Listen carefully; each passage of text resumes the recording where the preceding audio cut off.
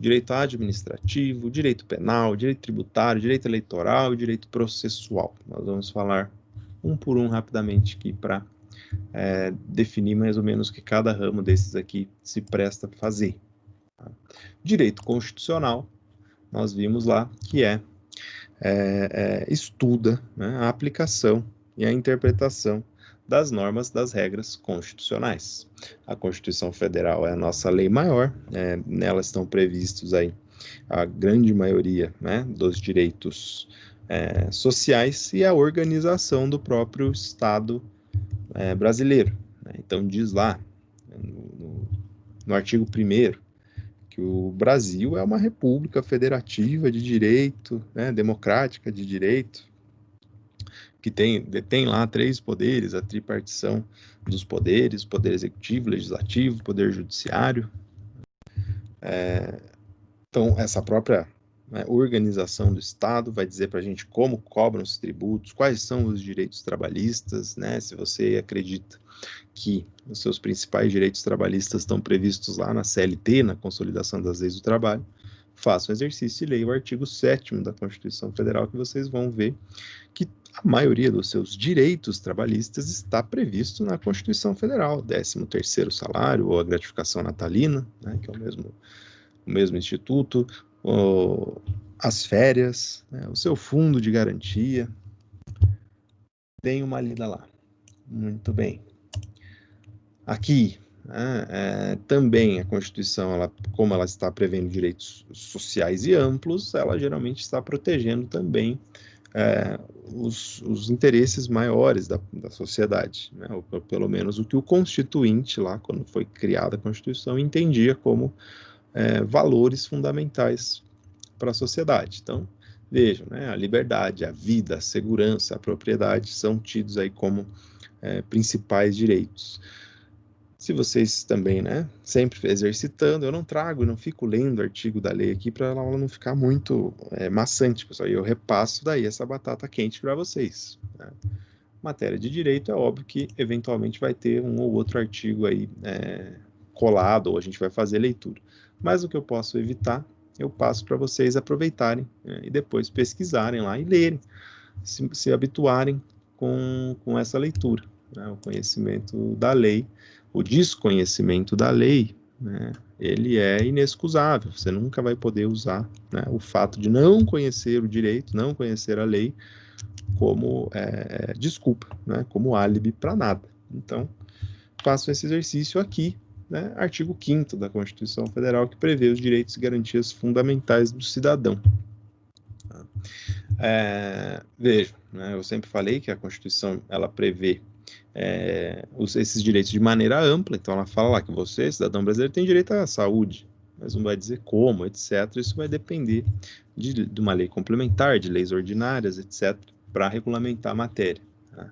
Vejam ainda que também nós temos cláusulas na Constituição Federal, né, artigos da Constituição Federal, que são considerados cláusulas pétreas, né? Então, cláusulas de pedra, elas não podem ser alteradas por meio de emenda constitucional. Então, não é uma mera mudança na lei que pode alterar a Constituição em alguns pontos. Tá? Principalmente eles lá, né? O sistema tripartido de poderes, então, para mudar essa estrutura da República, né, de divisão do poder executivo, legislativo e judiciário, não se faz por meio de emenda constitucional. Mudança do voto, né? Voto secreto, voto direto, etc. Não pode ser mudado por emenda constitucional. O artigo 5º, que são os direitos e garantias fundamentais do cidadão, não pode ser alterado. O artigo 7º, né, que são os direitos sociais, e dentro deles, né, os direitos do trabalhador, os direitos trabalhistas, também não pode ser alterado por meio de emenda à Constituição, apenas criando uma nova Constituição para se alterar essas previsões. Então, veja, né? Quando propunham lá, vamos reduzir o valor da hora extra. 50% é muito, né, para fazer pela Constituição Federal. A única saída foi apelar aí para as acordos e convenções coletivas de trabalho, porque para alterar a Constituição nesse ponto, só criando uma nova, né? Não seria possível por meio de emenda à Constituição. Muito bem. Depois, né, outro ramo do direito público, o direito processual. Como que eu gosto de chamar direito processual? Regras do jogo. Né? Então, quando você vai abrir lá um jogo de tabuleiro, por exemplo, você vai pegar o quê? De cara. Né? Se você nunca jogou o negócio, você vai pegar as regras e você vai ler. Quem começa o jogo, quantos jogadores são, quando você joga o dado, você anda no tabuleiro, se acontecer isso, se acontecer X, a resposta é Y, quem ganha o jogo acaba quando, etc. O direito processual são as regras do jogo. Qual jogo? O jogo processual, o processo. Aqui eu coloco, né? Qual é a diferença entre direito material e processual? Então, o direito material é aquele direito que você detém, né? Você sabe que você tem aquele direito. Quando alguém bate no seu carro lá, fura o sinal vermelho, bate no seu carro, gera lá o dever de indenizar. Nós vamos ver em responsabilidade civil, né? Quando gera esse dever de indenizar, você detém esse direito, né, de receber uma indenização pelo dano causado. Mas e se a pessoa recusa? Né? Fala, não vou pagar, se vira, né? A famosa frase, busque seus direitos. Você vai necessitar, né, do auxílio do Estado, por meio do processo. Nisso, né, o seu direito material é o direito a receber a indenização, decorrente lá do direito civil, da responsabilidade civil, e o direito processual serão as regras que você terá que seguir do jogo para alcançar esse direito material. Então, você vai entrar com uma ação lá no Poder Judiciário, vai fazer aquele caminho que nós falamos na aula passada, até chegar na sentença, até chegar ao trânsito em julgado da ação, lembram lá, né, que não cabe mais nenhum recurso, para daí então ter o Estado declarando o seu direito material, que é o direito à indenização nesse nosso exemplo. Tá? Essas regras, pessoal, regulamentam, né, diversos âmbitos do direito. Então, por exemplo, nós temos o processo civil. Na aula passada a gente viu um exemplo de uma ação civil que segue as regras do processo civil. Mas nós temos também o processo penal, nós temos um processo administrativo. Né? Então, lá no processo penal, vai reger, né, as regras do processo em que lidam com questões criminais, quem cometeu o crime, como que eu faço como é que o Estado faz para prender essa pessoa, como é que funciona esse processo. Né? No direito administrativo, nós temos lá o procedimento ou processo administrativo, como que o Estado faz para cobrar a multa, né, do cidadão, a partir de quando que ela é válida, né, quando que a notificação é válida, quanto tempo tem o Professor, Estado para cobrar, etc. Pode falar. eu sou que nem que você falou ali. Um ano atrás eu sofri um acidente numa BR. Eu tava de bicicleta, tudo, e veio um rapaz e ele pegou o acostamento e me atropelou. E a gente não entrou com processo, há um ano atrás, né? Tanto que ele pagou uma parte e hoje ele não pagou. Eu posso entrar com processo agora? Pode, com Pode? certeza. Sim. O prazo Hum, prescricional para acidente de trânsito é de 3 Uhum, anos. Então você tem até 3 anos aí da data do fato para entrar uhum. com uma ação. Se ele já pagou uma parte, né, você vai declarar lá no processo, tá, que você já recebeu essa parte. Veja, existe estratégia processual, né? O que geralmente pode ser feito, né? Ou às vezes o advogado faz. Você não tem documentação, né, de que recebeu nada, por exemplo. Não foi Uhum. pago um dinheiro, não tem um recibo, não tem um depósito, não tem nada. Às vezes você fica quieto e não fala nada. Não é uma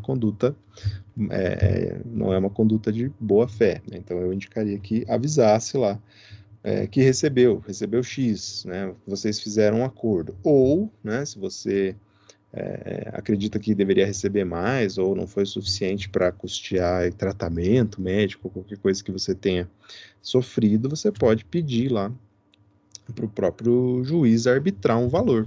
Né? Falar, olha, sofri um acidente, foi isso que eu tive de custo, né? Pede uma indenização dependendo dos danos sofridos, dano moral, dano estético, se ficou cicatrizes, algumas coisas que te incomodam, etc.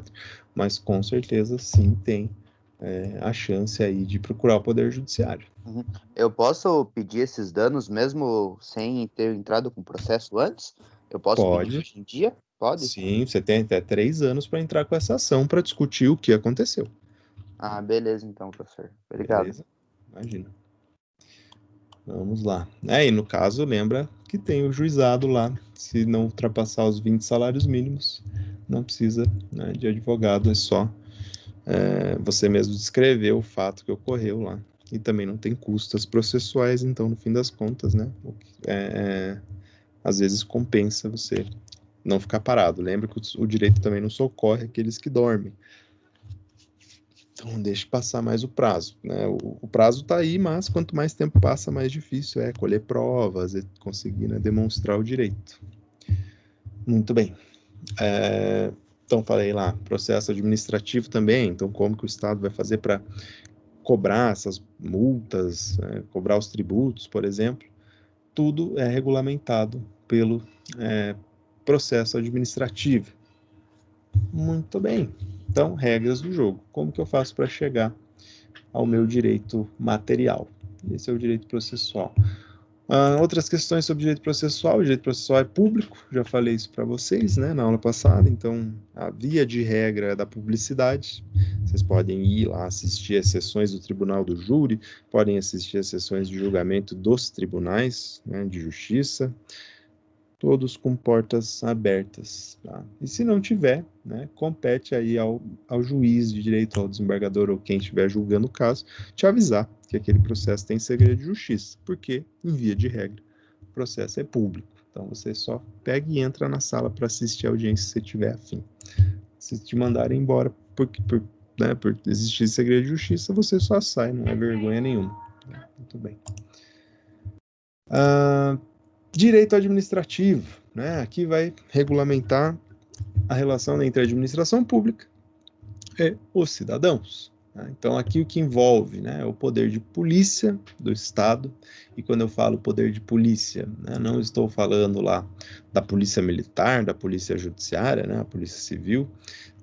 Estou falando aqui da força que o Estado tem de aplicar sanções. Tá? Então, por exemplo, quando o Estado ele aplica multa, ele está exercendo poder de polícia. Também, né, o Estado ele fiscaliza, né, e tudo isso segue regras, né, segue normas aí do direito administrativo. Então, por exemplo, né, quando vai lá o fiscal do mosquito da dengue na sua casa, ver se você não está lá com água parada em algum lugar, e ele descobre um ponto lá, né, que tem água parada, e ele te lança uma multa. É o Estado atuando dentro do poder de polícia ao lançar a multa, no poder de fiscalização, quando esse fiscal tem acesso aí à sua residência, tudo isso visando o quê? Né? O interesse público.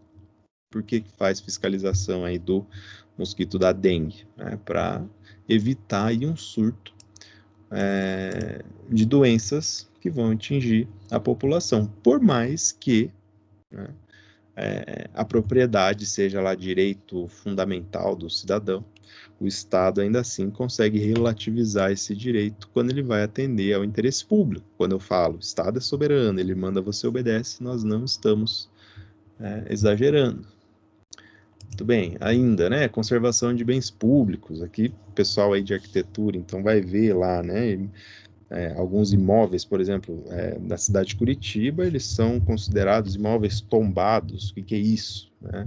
É a maneira que a administração pública tem de conservar bens públicos culturalmente relevantes, dado o tempo ou questões históricas. E ele impõe ao cidadão, inclusive, né? Impõe ao proprietário um cuidado diferenciado com esses bens, atentando ao interesse público. Vejam só, né, que palavra-chave aí para o direito público, que é o interesse público.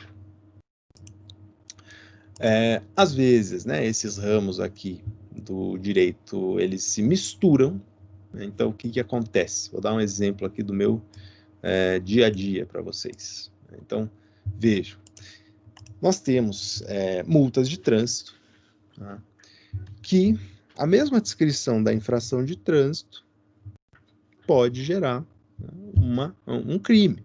uma pena corpórea de prisão. Então, nós temos lá na Lei de Trânsito, Código de Trânsito Brasileiro, o artigo 306, se não me falha a memória, estou abrindo aqui o código para confirmar. 306.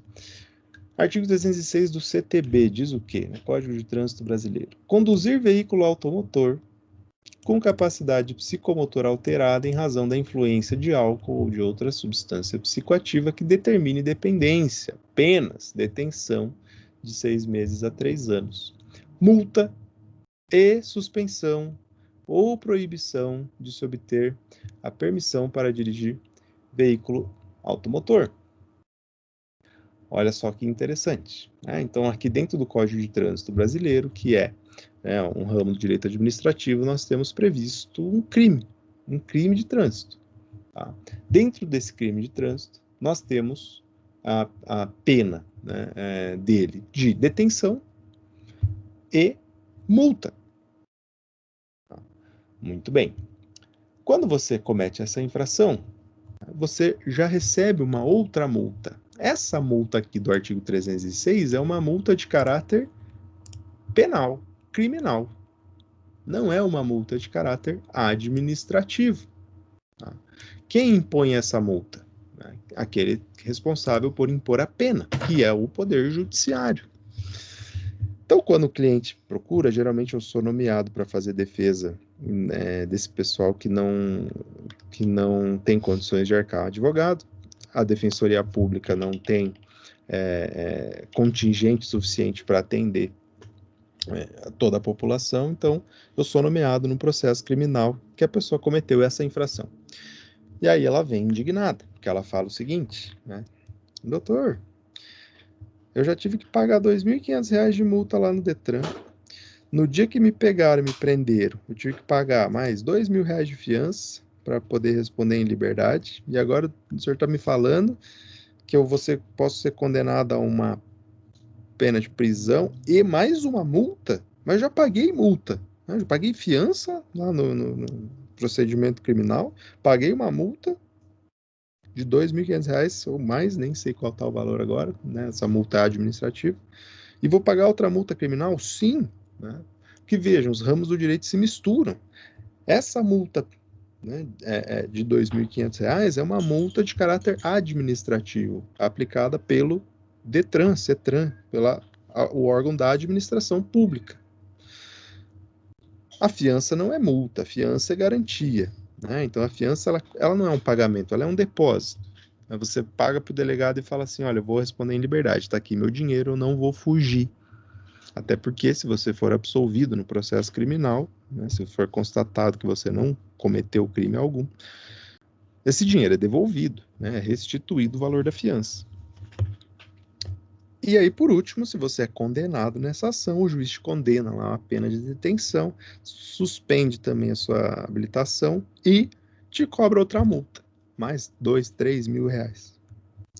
E aí, essa multa, ela não tem caráter administrativo, essa multa tem caráter penal. Ela é judicial, ela não é administrativa, e ela é criminal.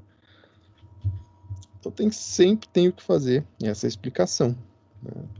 Então, veja como se mistura e como podem incidir, né, várias infrações sobre o mesmo fato. Uma do lado administrativo, outra do lado penal.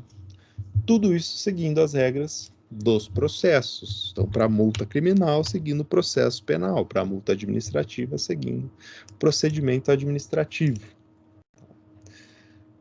Muito bem, espero que com isso, né, eu tenha assustado vocês um pouco, né, para inibir ainda mais esse comportamento de dirigir, da possibilidade de pensar em dirigir embriagado. A brincadeira não sai barata, não é só a multa do Detran que você paga, pode gerar antecedentes criminais. Né? O Uber, não só em dinheiro compensa muito mais, mas em dor de cabeça também.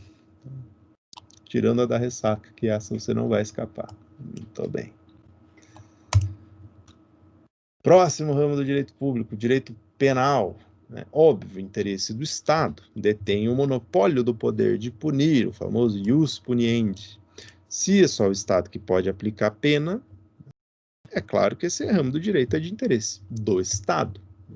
Aqui o Estado ele também hoje, né, nós utilizamos o sistema penal, o sistema acusatório, né, o sistema já foi um sistema chamado inquisitório, né, para relembrar aí épocas da Santa Inquisição da Igreja Católica, onde a ideia era que, ao acusar alguém de ter cometido um crime, essa pessoa fica obrigada a provar sua inocência, né? Então, a presunção sempre seria da culpa. Se eu te acusei, você é culpado. Prove sua inocência. Tá? Esse é o sistema inquisitivo. Claro, tem vários outros aspectos, né, dentro desse termo sistema inquisitivo. Mas hoje, né, no Brasil, nós utilizamos o sistema acusatório. O sistema acusatório é o Estado, ele te impõe, né, uma denúncia, ele te diz que você cometeu uma infração e ele tem que provar a sua culpa. Você não precisa provar a sua inocência, né? O Estado que tem os aparatos aí e os mecanismos para conseguir te investigar e te punir. Inclusive, né, tendo inclusive a possibilidade do acusado sempre se manifestar por último no processo criminal. Então, tudo que o Estado vem produzir de provas contra o acusado, ele pode se manifestar por último, né? Para quê? Para prevalecer a defesa em atenção à hipossuficiência, à fraqueza do acusado, né? Quem é mais forte lá na relação no direito penal quando é feita uma denúncia, uma acusação e inicia um processo penal? O Estado, que tem todo o aparato, Poder Judiciário, Ministério Público, Polícia Militar, Polícia Investigativa, Judiciária ou Civil, qual o nome você quiser, todo o recurso financeiro público para conseguir aí juntar provas, ou o acusado, que é ele e ele, né? Dependendo do tipo do acusado, também tem muito recurso, mas são né, a minoria dos casos aí. Então, a ideia é essa. É direito público, pois é função do Estado, isso a gente tem como óbvio, né? Se o Estado é o único que pode aplicar pena, é óbvio que o Estado é o que detém o maior interesse na persecução criminal, no processo penal e no direito penal. Tá? Vejam que o direito penal ele tende a tutelar os direitos mais caros da sociedade. Então, tudo aquilo que é considerado crime são infrações que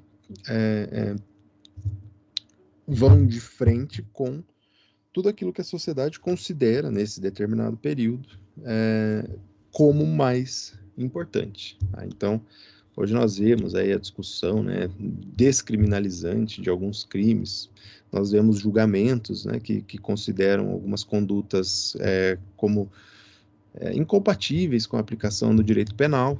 Por exemplo, o furto famélico, né, quando a pessoa comete um furto lá, artigo 155, subtrair para si bem móvel alheio.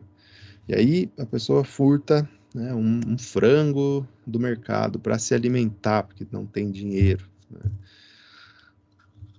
Vejam a discussão, né, como vai aqui para além de direito, mas também de políticas públicas e atuação estatal lamentável. Né? Então, se o cidadão, que a Constituição Federal garante para ele lá no artigo 5º, saúde, educação, existência digna, não conseguiu, né, suceder no nosso sistema, né, no nosso país, para poder se alimentar, e ele chegou ao ponto, né, de precisar furtar algo, aí a resposta do Estado vai ser com a prisão. Né? Então o Estado ele falha duas vezes. A primeira quando ele deixa o cidadão chegar a esse ponto, e a segunda quando ele retira esse cidadão da sociedade, aplica uma punição para ele. Então, vejo que a sociedade vai evoluindo nesse sentido. Né? Lembram lá do senso de justiça? Tem casos aí que pega lá o menor infrator que fez um pequeno furto em alguma loja, a população vai despiu a criança ou o adolescente, amarrou num poste, espancou ela, né? Às vezes a resposta da sociedade para determinada conduta é exagerada, né? Então vamos tentando sair do nível de barbárie e começar cada vez mais a raciocinar a aplicação do direito de uma maneira mais justa, mais adequada, né? Então, nesses casos, por exemplo, não é aplicada a legislação penal, mas não é porque é por técnica jurídica mesmo, não é por clemência ou por pena, né, daquele que comete crime. Que vejo, né, se o direito penal ele tutela bens jurídicos que são bem caros, no caso do furto, por exemplo, é a propriedade, será que, né, efetivamente o furto, né, de um frango lá que tem custo de 8, 9, 10 reais, né, para um estabelecimento comercial, para uma rede de mercados, etc., fere efetivamente, né, o bem jurídico patrimônio. Para além disso, né, nas circunstâncias que o furto é realizado, claro que não é para generalizar. Como o colega perguntou lá, não abre precedentes? Abre, né? Mas não é para generalizar e dizer está liberado o furto, né, de alimentos dos mercados. Se você fizer isso, né, sem motivo algum, sem, né, necessidade alguma, embora possa ser que não seja considerado como patrimônio, você ainda pode ser condenado, porque aqui o Estado daí não está falhando com você, né? Já atendi um caso, porque para mim marcou o início da minha atuação profissional, que o cliente, né, morador de rua, com a esposa grávida, ficou pedindo dinheiro por 2, 3 horas no centro da cidade. A mulher estava grávida com vontade de comer pão de queijo, e eles não tinham dinheiro, né? Também os dois viciados, né? Os dois dependentes aí de drogas. E chegou num ponto que se a mulher dele não comesse o pão de queijo lá, e eles estavam passando fome, etc., e ele resolveu cometer um pequeno furto, né, para comprar comida para a mulher dele. Foi preso, né? E você começa a se indagar, né? E fala, poxa, onde que o Estado estava na hora de suprir essa necessidade? Porque na hora da ação criminal, é polícia, é poder judiciário, move todo um aparato, promotoria, com todo o custo pensem no custo do processo criminal para condenar uma pessoa dessa, né, por um furto lá de 6, 7 reais. Professor, está dizendo que então que não tem que punir ninguém, né? Não é essa a ideia, né? Eu acredito no sistema retributivo. Tem que ter punição? Tem, mas ela tem que ser medida, né? E principalmente ela tem que ser legitimada, né? Então o Estado ele falha, para mim, né, meu ponto de vista aqui, e para uma grande parte da doutrina do direito penal, o Estado ele falha 2 vezes quando o cidadão chega a esse ponto, né? Se o Estado não supriu a sua necessidade, agora, então, ele tem aparato e força para repreender criminalmente, mas para suprir as necessidades básicas que ele mesmo prometeu. Vejam, não estamos exigindo nada mais que o Estado não tenha já prometido. Se ele não tivesse falado nada, talvez a discussão fosse outra. Mas se ele garantiu, ele deveria atuar. Muito bem, né? Não vou me estender muito aqui, senão a discussão vira mais política do que jurídica. Muito bem. Depois, próximo ramo do direito público, direito tributário, né? Então, conjunto aí de normas e princípios que regulamentam atividades financeiras entre o Estado e o contribuinte. Por quê? Ramo de interesse será do Estado? Claro, né? O direito tributário visa a arrecadação de dinheiro por parte do Estado para custear o interesse público. O que falaremos de direito tributário? Possui outras nomenclaturas, então se vocês verem por aí, né? Direito fiscal, direito financeiro ou direito tributário, estamos falando da mesma coisa. O único problema é que direito financeiro é um termo muito amplo, né? Vai além do que o direito tributário se propõe, porque se fala em direito financeiro, fala em questões financeiras de qualquer natureza. Tá? Então, pode ser de caráter privado. Tá? Direito financeiro, que é a aplicação de juros, multa, multa não, perdão, juros, correções monetárias, como que se faz, que tipo de juros é abusivo, não é, o que pode ser cobrado, etc. Vai para além daquilo que o direito tributário se propõe, né? Regras de operações financeiras de instituições privadas, etc. Então, apesar de ser usado como direito financeiro, a literatura não enxerga como uma boa nomenclatura. Mas, se virem direito financeiro, saibam que estão falando de direito tributário. E direito fiscal também, né? Quer dizer direito tributário, mas aí é o contrário do direito financeiro, é muito limitada a denominação, porque vai denotar a atuação do fisco, da fiscalização, tá, do Estado, e não apenas, né, o direito tributário lida com a fiscalização, mas também com a instituição dos tributos, com a capacidade tributária, com a competência tributária, que é o poder de, além de fiscalizar, instituir tributos e cobrar os tributos, né? Além de cobrar também multas com relação a eles. Então, direito tributário fica uma nomenclatura mais adequada, mas direito fiscal quer dizer, né, ou busca dizer a mesma coisa. Muito bem. O que nós vemos aqui, né, que eu gosto de falar, que são, vejam, nossa disciplina ela não se presta, né, a formar diversos juristas, e sim dar noções gerais acerca do direito brasileiro. Então, o que é noção geral, né? Que tributo, pessoal, quando fala em tributo, nós estamos falando de um gênero, dentro dos quais, né, dentro do qual, perdão, nós temos algumas espécies de tributos. Quais seriam, então, as espécies de tributos? Nós temos impostos, nós temos taxas, nós temos contribuições de melhoria. Tá? Ainda temos também os empréstimos, deixa eu até adicionar aqui, compulsórios. Esse aí, quem é jovem há mais tempo, sabe que na década de 80 o Brasil passou por por a instituição desse tributo, empréstimo compulsório. É quando o Estado, tá, com, né, relevante justificativa, pega um empréstimo do cidadão, né, de maneira compulsória. Compulsória é obrigatória. Tá? Então ele vai lá e fuça nas suas finanças. Tem dinheiro na poupança? Opa, vou pegar emprestado aqui, cidadão. Depois eu te devolvo. Tá? Tem gente que até pouco tempo atrás ainda estava recebendo, até hoje, né, via ação judicial,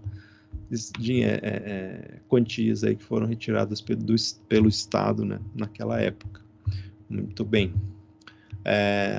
Além disso, né, nós temos as contribuições de melhoria.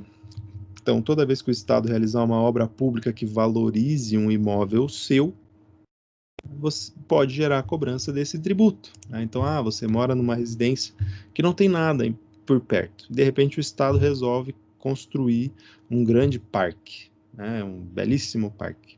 E aquela construção valoriza o seu imóvel. O Estado ele tem essa liberalidade de cobrar de você uma contribuição de melhoria. Tá? Com base no quê? Qual seria a base do cálculo?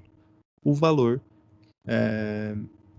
da melhoria imobiliária, do quanto valorizou o seu imóvel. Tá? Então tem que pegar lá uma imobiliária, um perito, alguém para dizer, o imóvel valia 100 mil, agora vale 300.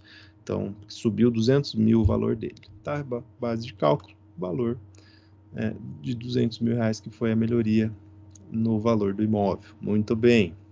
Taxas, né? Então as taxas são cobranças do Estado, pelo Estado, são tributos que são vinculados à prestação de um serviço público, tá? Mas de caráter não geral. Quando é de caráter geral, são impostos. As taxas geralmente são de caráter específico, tá? E tem que ser utilizado pelo contribuinte para poder ser cobrado. Exemplo, né? Taxa de luz, né? A COSIP, né, contribuição lá sobre iluminação pública, né, ou taxa de lixo, né, dependendo de como o Estado presta esse serviço, ele acha uma maneira de cobrar essa taxa do cidadão que faz a utilização desse serviço público. Já os impostos são cobranças gerais, né, elas não têm vinculação alguma. Então não é porque o Estado te presta rodovias, né, estradas, etc., que ele cobra o IPVA. né? Até porque os valores decorrentes da arrecadação dos impostos, eles não têm destinação própria, não têm destinação vinculada desse dinheiro. Quando você paga o IPVA, não quer dizer que esse dinheiro vá para melhoria das estradas, ruas, do trânsito em si. Quando você paga o IPTU, também não vai converter lá a utilização desse dinheiro para melhoria em construções públicas, etc. Não tem nada a ver. Esse dinheiro ele não é vinculado, o Estado usa da maneira que ele bem entender. Nós temos diversos impostos e as suas criações estão previstas na Constituição Federal. A União é responsável pela criação da maioria deles, mas também alguns tributos, alguns impostos, perdão, são criados pelo Estado e outros pelos municípios. Os mais conhecidos aí pelos municípios, são o IPTU, o Imposto Predial Territorial Urbano, o ISS,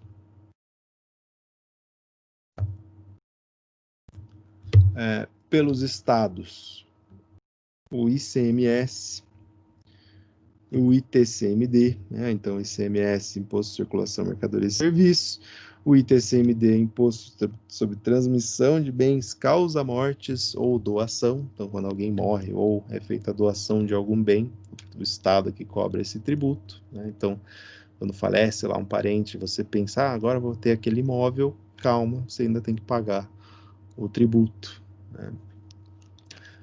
e pela União, tem uma quantidade grande de impostos aí que são instituídos pela União. Imposto de importação, imposto de exportação, imposto de renda, tanto pessoa física quanto jurídica, imposto sobre operações financeiras, imposto sobre produtos industrializados. Temos aí uma vasta seleção. Se tiverem interesse, pessoal, recomendo a leitura a partir do artigo 145 da Constituição Federal, que prevê lá o Sistema Tributário Nacional. Não faz parte da nossa ementa, por isso nós não adentramos no estudo do direito tributário. Muito bem. Próximo ramo do direito público, direito eleitoral. Aqui, obviamente, nós vivemos numa república democrática. Logo, nós elegemos representantes para representar, óbvio, nossos interesses. E essa relação é regida pelo direito eleitoral. O que ele regulamenta? Os processos de escolhas desses representantes. Então, como que faz para se candidatar? Quem que pode se candidatar? Vejam aí que estava em voga um tempo atrás a questão da lei da ficha limpa, tudo isso regulamentado pelo direito eleitoral, que obviamente é ramo do direito público. Muito bem. Antes de encerrar a aula aqui, quero falar lá do direito privado. Então, acho que não vai dar tempo da gente avançar até os princípios de direito público e privado, mas, pelo menos, sobre o direito privado, gostaria de falar. Direito privado, pessoal. Então, ao contrário do direito público, onde nós prezamos pelo interesse público e há uma verticalidade, o Estado lá em cima, você lá embaixo, e o Estado se envolvendo diretamente na sua vida, no direito privado, não. No direito privado, nós temos normas que regem aí a nossa vida particular, a nossa interação uns com os outros. Aqui, em regra, não tem verticalidade, as partes estão sempre em pé de igualdade. Quando você vai negociar algo com alguém, em tese, pense-se numa relação horizontal, ninguém acima de ninguém. Mas há exceções, como por exemplo no direito do consumidor, como por exemplo no direito do trabalho, muito embora não dê para se encaixar exatamente o direito do consumidor e o direito do trabalho dentro do direito privado, dentro de uma relação contratual, nós não estamos lidando com pessoas iguais. Para o direito do consumidor, o consumidor é sempre mais fraco que o fornecedor, ele é sempre hipossuficiente. Para o direito do trabalho, o empregado é sempre mais fraco que o empregador, também é considerado hipossuficiente. Então, o tratamento dado a essas partes é desigual, direito desigual para os desiguais, né? Princípio da isonomia. Muito bem. Aqui, então, o Estado ele não se mete na sua vida. Ele não vem, né, e te incomoda. Por exemplo, né, quando estamos falando lá no direito civil, numa compra e venda, se você decide vender o seu carro para outra pessoa por R$1, problema seu. O Estado não vai se meter nessa negociação. Se você, na hora de fazer a declaração do imposto lá, né, do ITBI, né, Imposto de Transmissão de Bens Intervivos, fiz a compra e venda do veículo e vou recolher esse tributo lá. Você declarar, né, que o valor do automóvel é R$1, aí o Estado vai vir te incomodar. Mas isso é direito tributário, não é direito civil. A parte da compra e venda, o negócio jurídico que você realiza com outro particular, o Estado não está nem aí. Ele não vai vir falar para você, ô amigão, R$1 é pouco por esse veículo aí. O que você está pensando? Não faça isso não vou deixar. Não, o Estado ele não se importa. Por isso, direito privado. Muito bem. Ao contrário lá do direito público, as regras de direito privado, elas permitem condutas, né? Acordos entre as partes. Se a lei não prevê nada, se a lei não fala nada, você pode agir da maneira que você bem entender.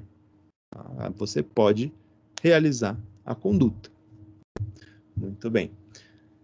Vejo, né? Por isso essas normas elas existem para suprir omissões. Se você não sabe, né? Se numa relação jurídica lá você deixou de observar alguma coisa ou aconteceu algum problema durante o caminho, você vai utilizar a lei para suprir essas faltas, né? Putz, será que era válida isso que eu coloquei no contrato? Não era? Você vai num segundo momento partir para a análise da lei para ver se ela supre essa sua falta. Também, né, são elaborados para entender o interesse das pessoas. Eu coloco isso porque, né, como o nosso direito é um direito positivo, ele é todo escrito, com base, a sua principal fonte normativa, né, é a lei, é aqui no direito privado que nós tentamos regulamentar a conduta da sociedade da maneira mais extensa possível. Então, exercício para vocês aí, não vale nota, mas é interessante, né? Se você tem um vizinho, né, que tem lá na sua casa um pé, né, uma macieira, e essa macieira passa lá os frutos dela para dentro do seu terreno, mas ainda estão presos à árvore, né? Mas você vê a maçã está para dentro do seu terreno ali, mas ela ainda está na árvore. De quem que é essa maçã? Será que é sua? Será que é do seu vizinho? E se essa maçã cai para dentro do seu terreno, continua sendo sua, continua sendo seu vizinho? O Código Civil vai dar a resposta para você, né? Se você pesquisar lá no Código Civil, todas as condutas humanas, né, têm a tentativa de prever o que poderia acontecer. Então, por exemplo, essa é uma, né, que se você não sabia, a legislação já previu para você. Eu não vou dar a resposta. Vocês pesquisam se vocês tiverem interesse. É interessante de descobrir, né?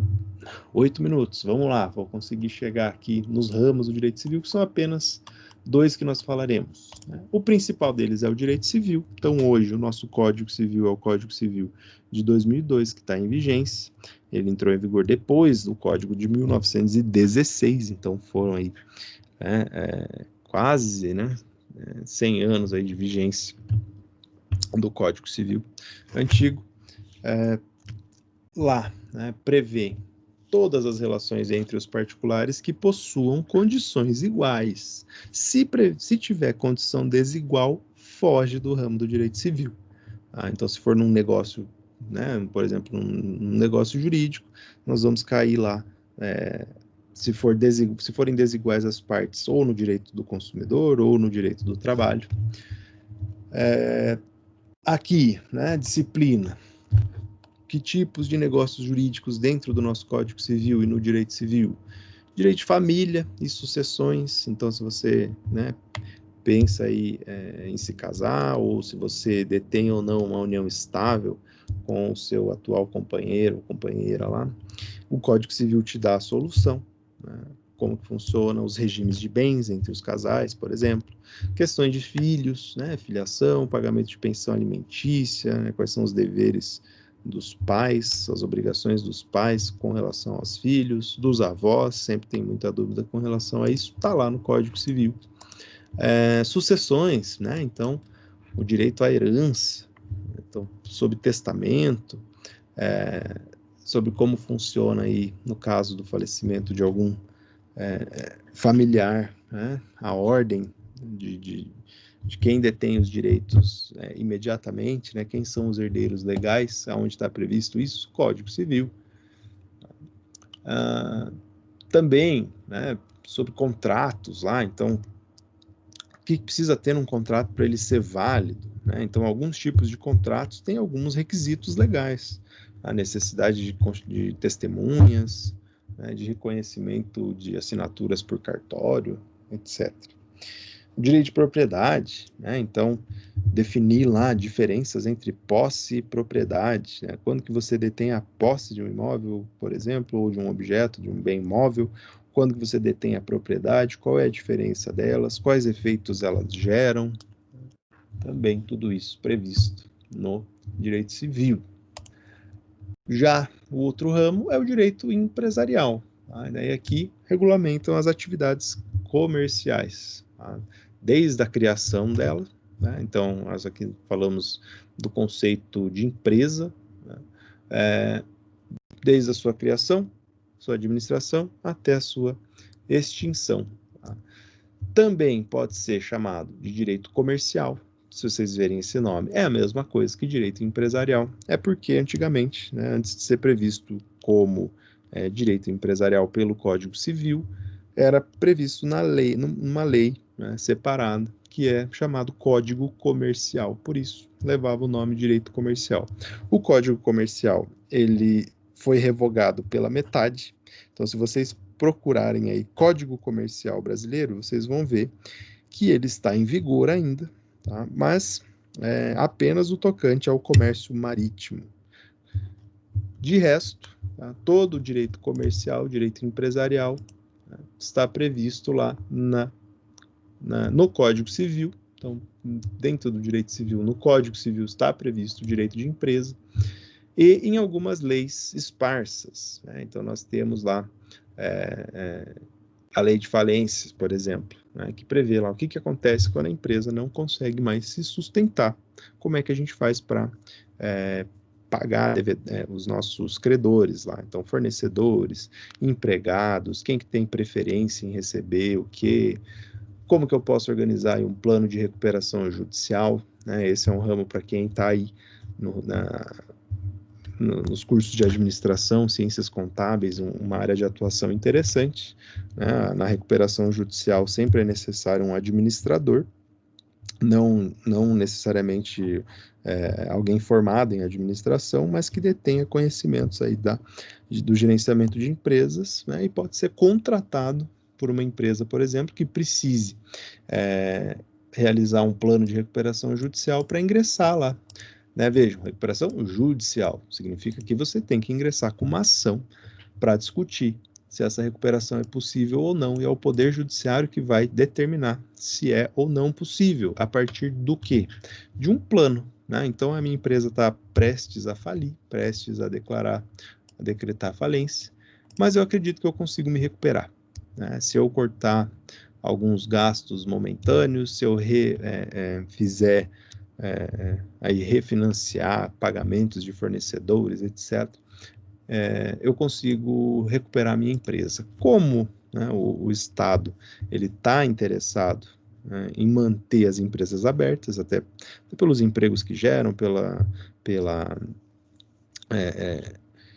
movimento da economia que se gera também com a livre iniciativa, o interesse é que a empresa não entre em falência, mas sim que continue atuando e operando. Então, você entra com uma ação e explica para o juiz a situação, né? Geralmente isso é feito por um administrador ou por um contador, pode ser feito por um advogado também, ou qualquer outra pessoa que detenha conhecimento. E se você convencer a justiça de que esse plano vai funcionar para recuperar a sua empresa, o juiz pode decretar a recuperação judicial. autorizando você a agir daquela maneira. Então, por exemplo, eu devia 50 mil para um fornecedor e ia pagar 5 mil em 10 parcelas. Eu não vou conseguir mais fazer isso. Eu vou conseguir pagar em 20 de 2.500 reais, por exemplo. Às vezes o credor, ele não vai aceitar, falar, não, nosso acordo era 5 mil, não quero saber, me paga, me paga, me paga. Num plano de recuperação judicial, se a justiça entender que é válido o plano, coitado desse credor, ele vai ter que receber da maneira que a justiça decretar. Ah, professor, que sacanagem. Pois é, mas veja, né, geralmente, às vezes na falência, nem receber ia. E também seria extinta aí uma empresa que pode gerar mais negócios no futuro. Então a ideia seria essa. Muito bem. Na aula que vem, pessoal, a gente volta aqui falando dessa parte final do direito civil e vamos discutir um pouquinho só, né, onde se encaixa o direito do trabalho. Será que ele é ramo de direito público ou ramo de direito privado? Fica aí a dúvida. Dúvidas, pessoal? Perguntem, falem agora, ou calem-se até segunda-feira que vem, ou por e-mail. Professor, eu queria saber se os slides estão disponíveis no Sistema Mateus. Vocês acessaram o Sistema Mateus? Eu entrei lá, só que eu fui naquela parte que era material de apoio, só que eu não vi nada lá. Eu só vi uma atividade lá que era pra fazer. Uma atividade? Só que não era dessa matéria, era de outra. Tá, porque eu enviei para o Sistema Mateus, pessoal, um arquivo contendo informações da disciplina. Lá nesse arquivo tem os links para todos os arquivos de aula, né? Então tem lá o link para o Google Drive da disciplina e tem também o link para as aulas gravadas no canal do YouTube lá. Assim como algumas orientações, e-mail do professor, como enviar e-mail quando for enviar trabalho lá, etc. Vocês, alguém acessou e conseguiu ver esse arquivo ou não estão vendo esse arquivo? Eu acessei, consegui ver. Sara Eu não conseguiu? consegui ver. A Anitta não conseguiu ver. Tá. Eu consegui. Muito bem. Então, deixa eu Também, aproveitar. professor. É só entrar naquele código lá que ele entra direto. Eu também consegui, professor. Tá. Então, Anitta, qual que é o seu curso? Jornalismo. Jornalismo. Tá, deixa eu... Vamos aproveitar aqui esses minutinhos para analisar isso. E quem mais que não tinha conseguido a Vitória, né? Isso. Qual que é o seu curso, Vitória? É engenharia de produção. Produção. Porque eu subi esses arquivos na semana passada, então vocês já deviam ter acesso. Vamos consultar. Professor, Pode falar. eu também não tenho acesso ao material do Mateus ali, do Sistema Mateus. Qual que é o teu curso? Óbvio, Engenharia Civil. Civil. Vejam aqui, ó, eu acessei aqui, por exemplo, curso superior de jornalismo. Tem um arquivo da disciplina de Direito que se chama Links Aulas.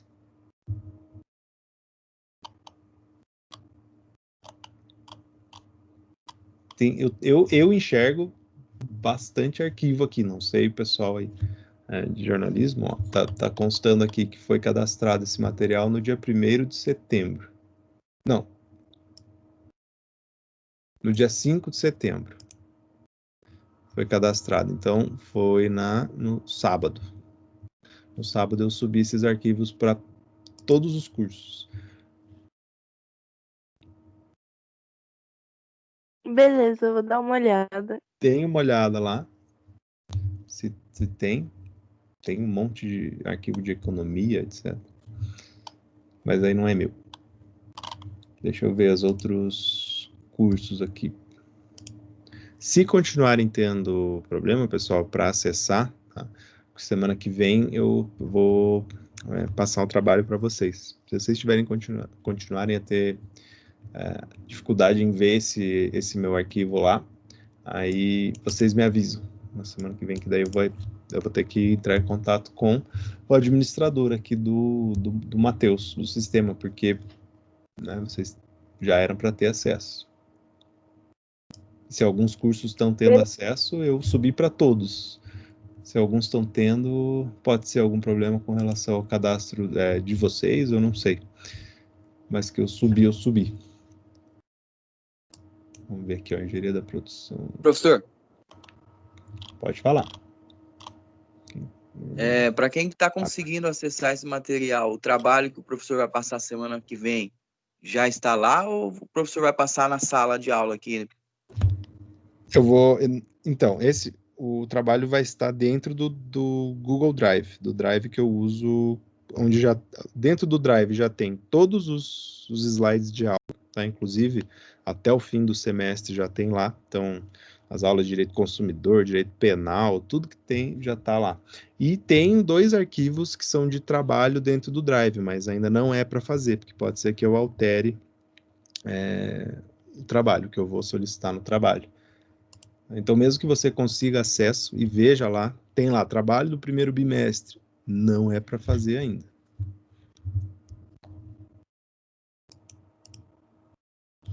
Tá ok, então. Beleza? Vejam, pessoal, tá que para quem acessar o sistema Matheus lá nesse material de apoio, só tem um arquivo, tá, da disciplina de direito. Então, olhem bem lá, se você tem uma lista, né, de materiais, só tem um link, tá? Só tem um de direito. Às vezes ele está meio exprimido entre outras disciplinas aqui, tá? Que é um arquivo chamado Links Aula. Vocês vão baixar esse arquivo e dentro dele tem todas as instruções para acessar o material de aula da nossa disciplina.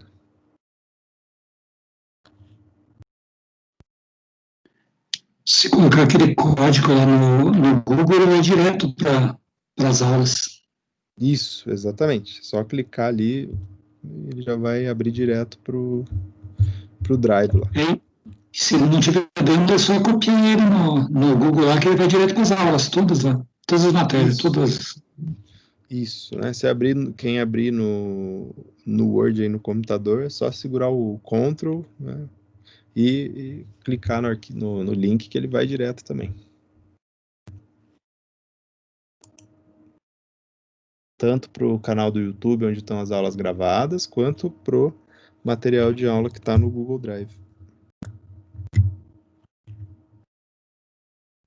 Então é isso, pessoal. Obrigado. Até semana que vem. Vou encerrar aqui, já são 9, já passou bem do nosso horário. Qualquer coisa, estamos à disposição aí via e-mail.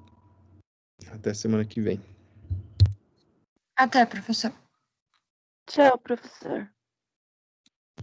Tchau, tchau.